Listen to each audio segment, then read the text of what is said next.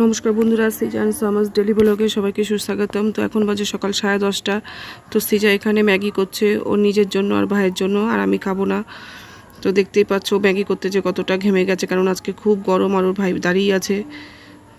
তো এখন বাজে দুপুর 12টা। তো এখানে চিকেন রান্না করেছি, তো চিকেন নিয়ে এসেছে রান্নাঘর থেকে, এনেও চিকেন খাচ্ছে।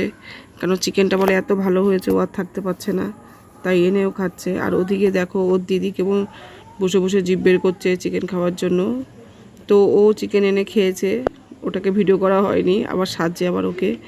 তো চিকেন খেয়েও স্নান করে এসেছে, এসে এখন ও টিভি দেখছে একটু। তো এখন বাজে দুপুর 1:30। তো এখন ভাত বেড়ে নিয়ে এসেছি, তো দিয়ে দিচ্ছি উচ্ছে আলু বটি।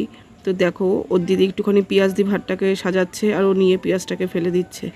সব সময় ওদের দুই ভাই বোনের দুষ্টুমি চলতেই থাকে। তাহলে বন্ধুরা, আজকের ভিডিওটা একটুখানি কীরকম লাগলো অবশ্যই জানাবে। যদি ভালো লাগে তবে লাইক, কমেন্ট এবং শেয়ার